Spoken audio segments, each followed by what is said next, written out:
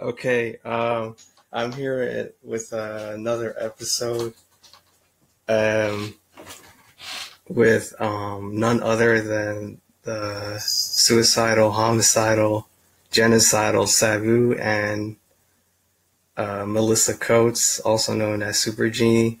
How are you two doing? Yes, we're doing good. Okay. She stepped out of the room for a second, but she'll be back. But she's doing good also. Okay. As you know, I'm a huge fan of yours, both of you, and so let's get started. Thank you very much. Yes, thank you very much. Okay, my first question is, what got you into hardcore wrestling? Well, I didn't get into hardcore wrestling. I wrestled and evolved into it, and that became the style that people preferred me doing.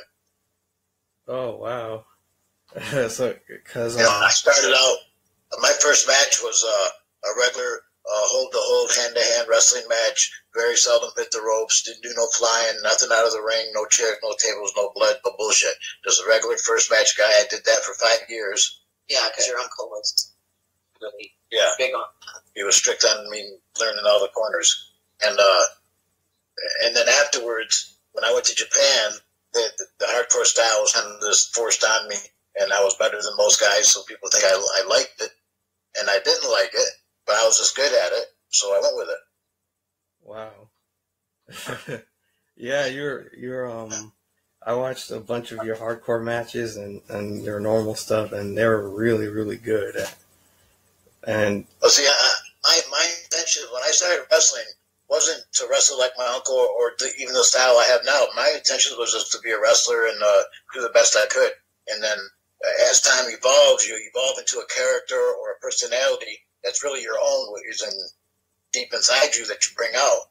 So I'm not really acting when I'm in the ring. I'm just being my other personality within me that I bring out. You should do a whole TV on that. Well, this is back now. Yeah. Super Genie's back. Yeah, I completely agree with you. Yeah. Okay. My next question, I gotta ask you this: like, how do you manage to do like triple jumps where you stop yourself on the ring ropes? And oh my goodness. Well, of course, I practice that stuff. You know, how crazy and spontaneous it may look. That's the trick, is to make it look spontaneous and crazy. But I know exactly what I'm doing. Sometimes I make mistakes and get hurt or fall down or trip, whatever. That happens to everybody. Happens to me more than most because the stuff I do is so risky that it tripped the normal man. But anyways, wow. What was that question? Yeah, how you manage to freaking like stop yourself on the ropes when you're running? Cause well, I practiced that. Oh my goodness. You know, I was always trying to top myself. Whenever I went to Japan, I used to go every month for like 10 years, 15 years. And every time I went to Japan, I invented a new move. So I just thought of a new move I could do jumping off the chair would be jumping to the ropes instead of jumping over the ropes. And then it just evolved from there. Yeah, because I'd be watching. And of course, but of course I fell down 1,000 times. I should have fell and, practice 1,000 times till I got it, Yeah, practice makes perfect. Almost perfect. Practice makes almost perfect. Because it's crazy how you be doing all that stuff. Like I watch every time you do like a triple jump moonsault or something like that. I'll be like, oh, here it comes, here it comes, here it comes. Oh my god! Every single time there's a gamble. There is no ever. Okay, I got this for sure. It's always like, oh shit, hope the chair don't slip, hope the chair don't fall over, hope the ropes ain't bouncing too much, I hope they have spring. Then I hope I don't slip off the ropes, and then hope I make the flip. There's always there was never a perfect setup for it. I always had to go with what I had. Okay, that's pretty extreme, but it's good. Well, that's what makes guys that are good from guys that are great. Now, I'm not saying I'm great, but I know what it takes to be great, and someday I will be maybe. But that's what makes guys good from great is they know the difference.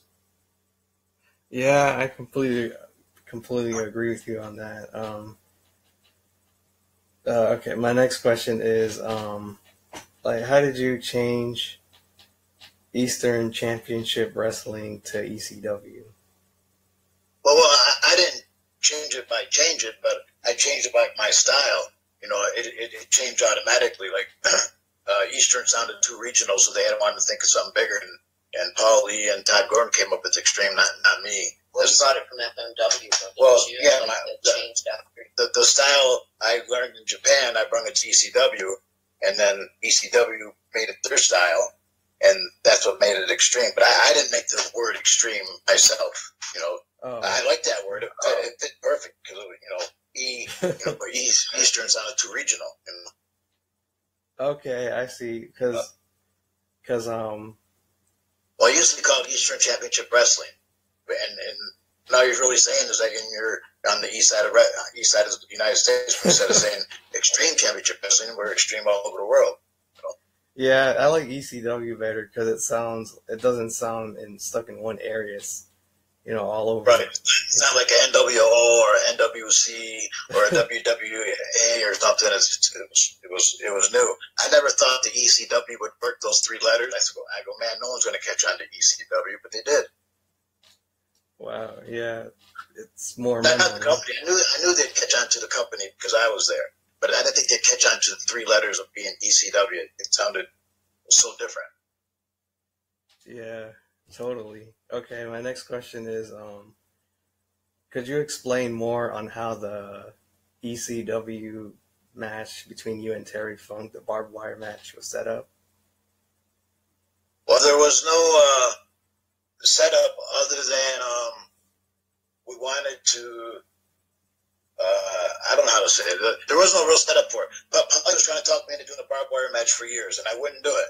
And all of a sudden, he said, Terry Funk wants to do a barbed wire match with you this week. And I said, okay. He goes, you're kidding. How much? I go, nothing. I'll do it for free. Not for free, for regular pay. And he said, all right, we'll do it. And then later that week, we did it. There was no rhyme or reason for it other than we kind of wanted Shane to have the belt. He had the belt, but I didn't want to lose to him. So wow. The following week after we had that barbed wire match, we had a pay-per-view in Fort Lauderdale. I had 150 stitches in my arm, and I got taken out of the match early. I did a thing, did this, that, the other thing, and I dove on Sandman, who wasn't in the match, but that took me out of the match, and left Shane and Terry Funk in the ring to do the finish, and Shane won, because Shane is a good champion. Yeah, and also, wow, like, I also knew that you did, like, one barbed wire match or two in Japan with. No. I did about 75 barbed wire matches in Japan. I only did one or two out of the States. I did one in Puerto Rico, and I did one in ECW. Oh, and yeah. I wasn't in any other barbed wire match. I took myself out of them, or if they billed me as that, I made them change it because I wanted a lot more money for them. Yeah, because, man, those barbed wire matches are just out of this world. Yeah, well, like I said, I had like 75 of them before I even had the one I had with Terry Funk. So I was already tired of barbed wire. But I just thought maybe it was the right time to do one in the States with the right guy, which is Terry. I couldn't think of a better opponent. And it turned out not as good as we hoped because I got hurt early. And if I wouldn't have got hurt, it would have been a lot better match. But anyways, it is what it is what it is. And it kind of did perfect for ECW. Put ECW on the map again. Like we put it, me, Terry Funk, and Shane Douglas put it on the map when we had this match called When the Line Was Crossed. We did a 60-minute match, and nobody won. And it was a 60-minute draw, a three-way match. And at the time, nobody's ever seen or even heard of a three-way match, only in Mexico. And at the time, there was no more one-hour matches. They're all 30 minutes, 8 minutes, TV time limit, all this bullshit. We did the whole 60 minutes. And so people who only heard of us, who didn't see us, wanted to see us, after that. It was called The Night the Line Was Crossed. And then after that barbed wire match, that got even a bigger following after that. Oh, yeah, that's what started the whole thing. But, well, it ain't what started it, but kept it rolling and it took it to another level, Okay. What started it was when I first came in ECW, which was 1993, late 93, and I had wrestled a match against Taz, and it was a Saturday and a Sunday. Saturday was 200 people. The very next day was 400 people. The very next she's wrestled for over 10 years. Just I don't want her wrestling and being my genie doing double duty because that's not how a genie would do it. She's my first harem girl. The other harem girls will get jealous. Yeah, I hear you on that. Yeah, I trained for years at developmental, but we're planning on having me do a couple. And hold on, let me help out. And I don't know if you know her background or not, but she's a world champion bodybuilder. She was in Miss Olympia and placed in the top 10, and won a bunch of other world class professional bodybuilding tournaments. So she did that. Then she wrestled. So she's multi talented. Besides, she can read. I can't read. Yeah, she's accomplished a lot, in bodybuilding, fitness, and wrestling, a whole bunch of stuff. I played tennis too, and extreme dodgeball. Yeah, I heard about that too. Yeah, that was actually pretty fun. That extreme dodgeball program got compared a lot to WWE because the first season we did it, I think it was 2004. It was, we had teams, like I was on the Barbell Mafia, which was a bunch of bodybuilders. There was mimes, so there was, people out there just who wouldn't speak. They would just do hand signs. The Super Storm was really big, heavy people doing UFC or something. Exactly. You win for sure if you're strong. It doesn't make sense to get in the way of entertainment when, fans loved it when China wrestled guys. Yeah. I think a lot of people, a lot of guys have, their egos are just so fragile. It seems like it, and that shouldn't really happen in pro wrestling because, it's all contrived. It's all booked and, it's storylines. So they really, it doesn't make sense to me because if they wanted to do something that 100%, is based off if you're stronger or better than someone, then you should be doing boxing or MMA or something. Got another question? That actually, happens. You actually are judged off whether you're better or stronger or bigger. Right. Pro wrestling isn't like that. Right. It's supposed to be, dramatic and entertainment and Yeah, it's storyline. So everything is sort of written around a storyline and that's kind of how you have the characters who win or lose. It's a story. You're about to say something, Sabu? This is kayfabe. Kayfabe means, right? Yeah. There you go. Anyways. Okay, my next question is, how much of your heel character is real life versus... for me? Yeah. No, I'm actually... They always say the nicest people end up being heels and the mean people end up being baby faces. I was actually super nice in the business, which, partially is why I never ended up totally doing as well as I would have liked to have been. Actually, I was told I was too nice or too soft, because it's such a competitive business and I wasn't into backstabbing or doing things to get ahead of other people. But, no, I'm nothing like a heel. I wish I was. If I was a heel, maybe I would have done better. Man, I just love your heel character. You talk trash and then you make fun of the guy and then you'd be like, "Come on!" and then you taunt him and then he climb up the ropes and then he try to jump off it and then you just move out of the way and he ends up falling. What match that is. Yeah, I had a lot of fun doing it, honestly. I really did. That's one thing I kind of like. Sabu is always a baby face no matter what. So I don't get to do any of that kind of stuff that was entertaining, taunting guys. But, the crowd thought it was funny, too. My role at Sabu is very, very different. Like, I don't do anything like the typical WWE manager, valet. I'm sort of more as assistant to, get him chairs or give him a little advice here and there. Like, of course, I'm pretending to give him advice, but she gives me advice. She's a corner man, like in boxing. You got a corner man that can just see something you don't see. Whatever. Yeah, so it's a lot different. But of course, Sabu's style is very different from WWE people. Period. I mean, of course, there's some psychology in it, but it's very different from. Or I guess. Anyways. Yeah, but it's when you're training WWE style, you notice, of course, there's a lot of the same sort of stuff going on between every competitor, and that's how they're trained. I wasn't programmed that way. I wasn't programmed at all. I was programmed to adapt. Anyways, what else you got? What have you both been doing in recent years? Who? Both of us? Yeah. We've been traveling together all over the world. This will be our second trip to England we're doing in the next few weeks.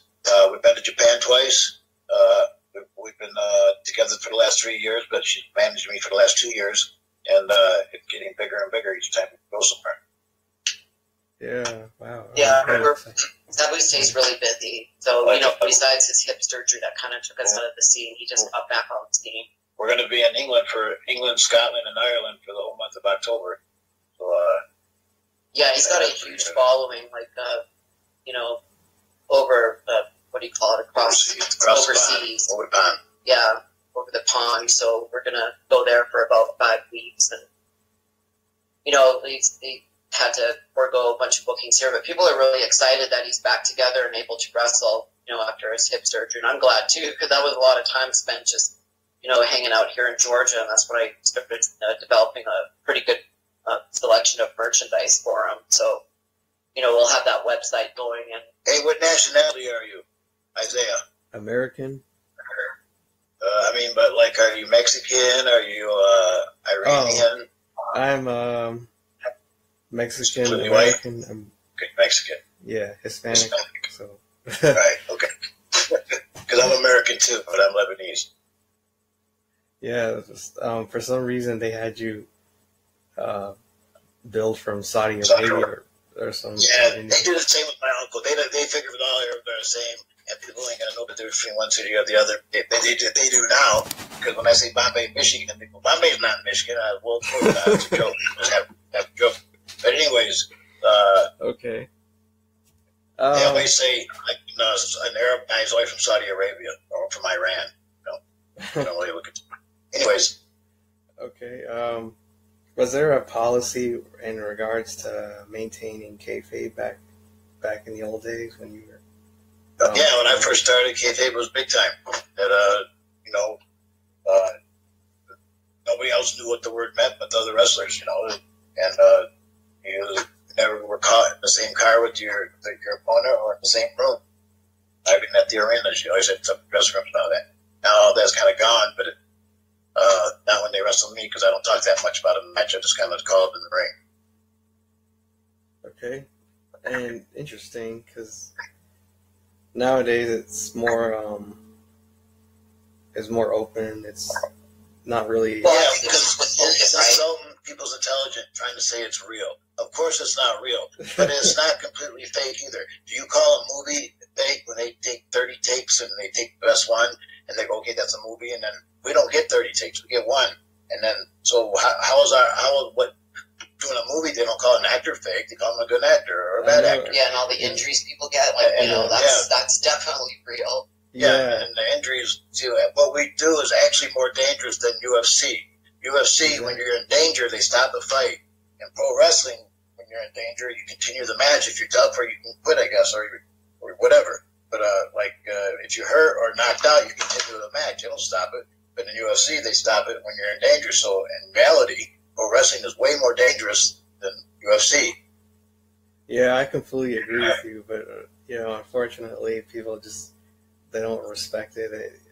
They treat it like it's. Well, they're simplifying it. Yeah. The ones who don't really respect it are the closet ones who watch it and know everything about it, and then come up to you and say, "Which one are you?" And I'll say, "I'm nobody." They go, "Oh, you kind of look like that one guy."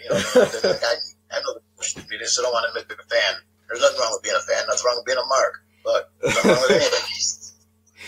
Yeah, I completely agree with you there. Okay. Hold on a second.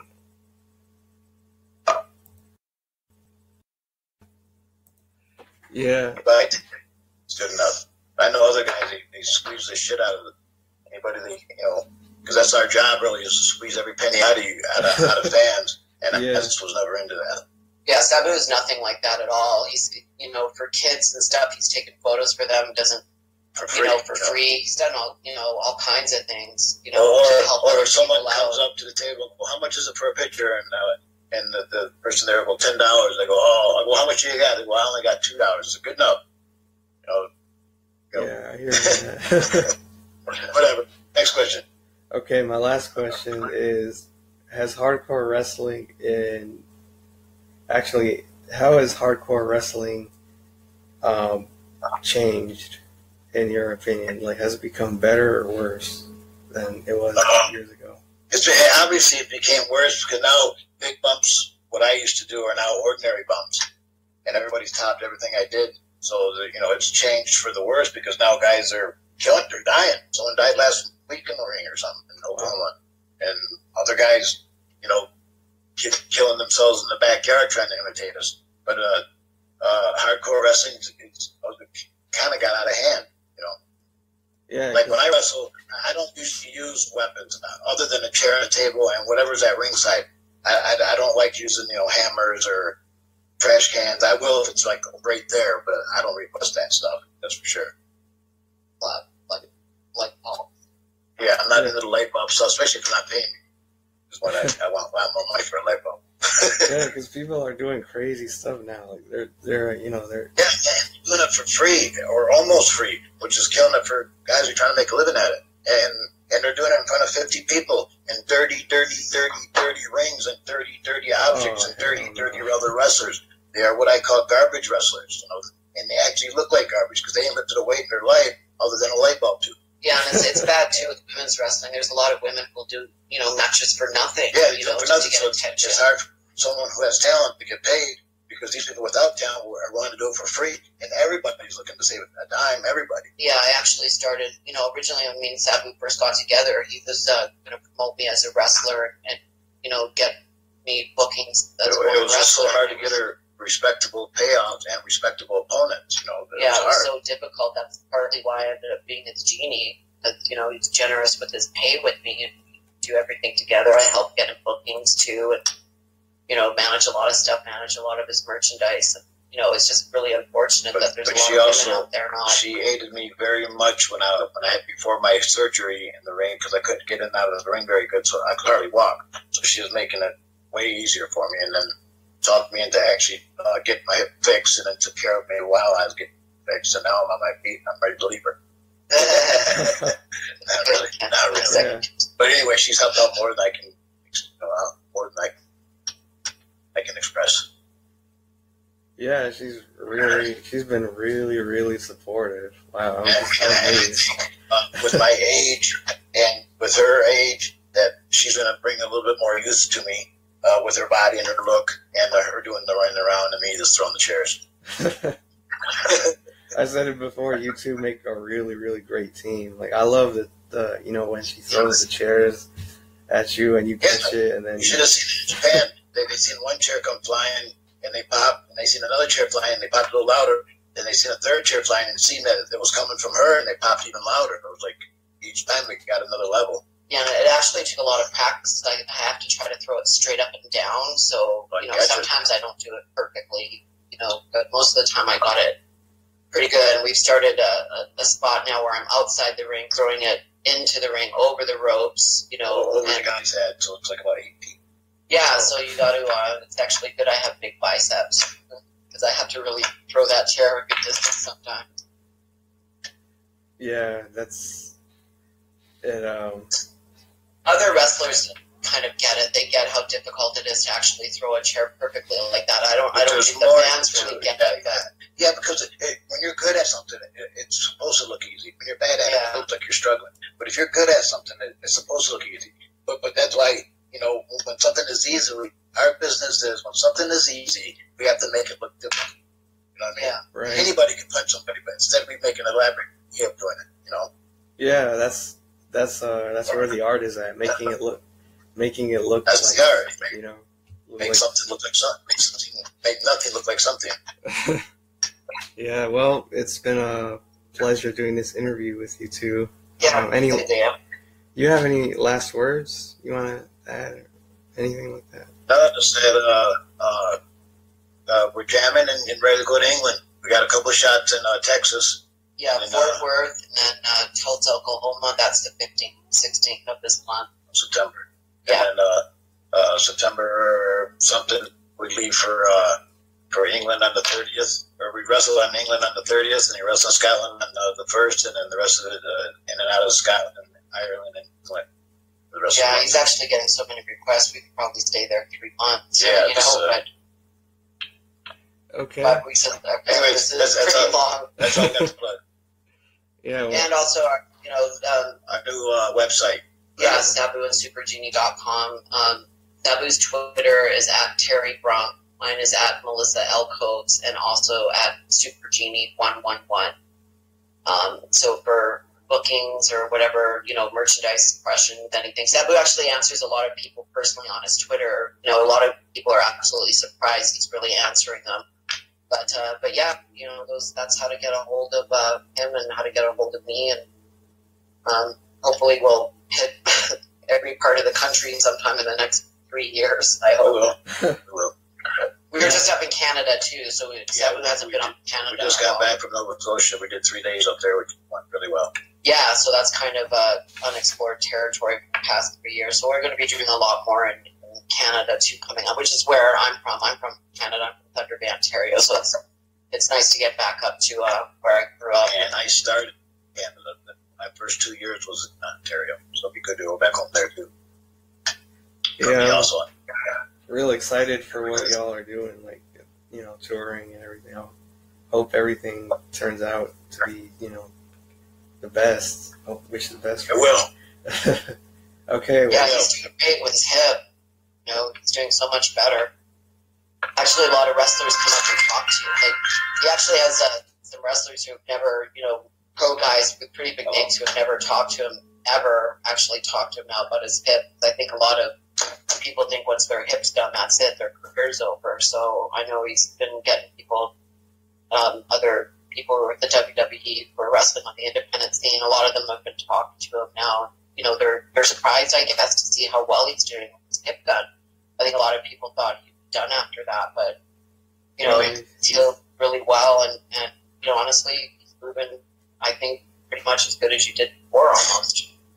Yeah, I'll let that happen. I'm working at it. We haven't done, he hasn't done a Air Sabu yet, though, so we'll have to see if he's going to put his arsenal pretty soon here. I'll do it at least once in England. I got about, we have about 15 or 20 matches in England. Anyways, thank you. Okay, thanks. Thanks for the interview. Thanks, Isaiah. You're welcome. Cut the tape off now, and I want to ask you a question off the record. Okay. Sit down. Okay, it's on. All right, I'd like to. I'm writing my book now. I just started writing it. It should be done in a few months. And boom, boom, boom. That's it. Thank you. Okay.